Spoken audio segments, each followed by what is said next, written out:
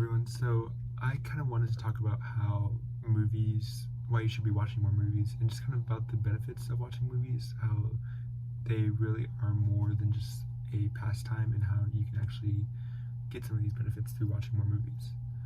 So first, in preparation for this speech, I talked to some of my friends about a movie that really impacted their lives. So first, this is my girlfriend Devin, who talked about the movie The Sound of Metal, which is about a heavy metal drummer in a band who is just slowly losing his hearing. And so from this, she said, with deafness, I always thought it was as misfortunate, but after seeing the movie, I kind of learned how you just kind of have to be ready for what life comes your way. This next movie is Mcfarland Usa, and it's a movie about a coach of a cross country team who kind of leads his guys on to become successful. It's just a normal sports movie, and this review is from my friend Cortez, who was a cross country runner in high school, who said, this movie really meant a lot to me. At the time watching it, I had a stress fracture in my left leg, and it kind of really taught me to persevere through these dark times and become who I am today. And I found this awesome movie, Inglorious Bastards, and then was reviewed by my friend Dominic, who said that movie was one of the first movies I remember watching with my father, and it really, I loved it. We quote it all the time. So this is kind of how movies affect people on an individual scale, like how one movie may affect you but not somebody else. And I'm sure everyone in class has a movie that's like that. But next I want to kind of talk about how movies inspire a social change. So in 2004, the movie The Day After Tomorrow was released. And this is kind of a disaster movie discussing the effects of climate change due to pollution. And because of this,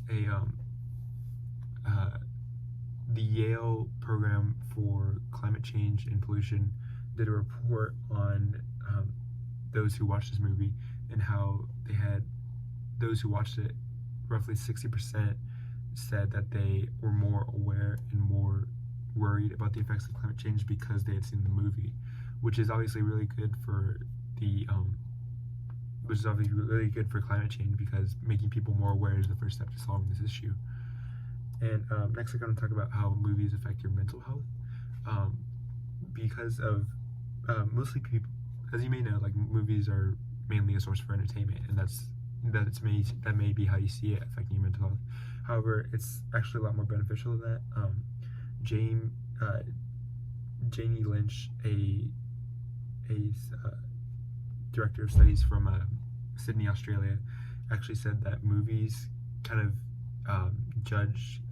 we kind of watch movies just to make ourselves feel better about something.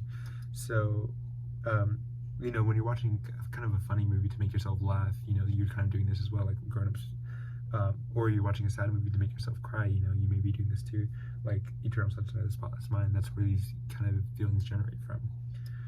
Next I kind of want to talk about how movies are art.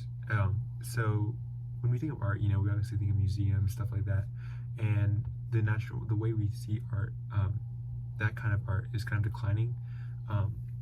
Roughly 15% of art museums in the US were impacted significantly from the coronavirus, and because of this, people need to find new ways to express their art and kind of get people to see it without people going out to somewhere to see it. And so movies are a form of art, and so in watching these movies, you're kind of showing appreciation for the artists, and which is really beneficial towards them. So finally, I want to talk about this quote from Ziggy Marley, who is the son of Bob Marley, who said, as a viewer, I love movies. I love watching movies. There has to be an emotional connection. And so what I want you to get away from this speech is that, yes, watch more movies, but also feel that emotional connection that you feel when watching your favorite movie, or like put yourself into that movie in order to come away with a better understanding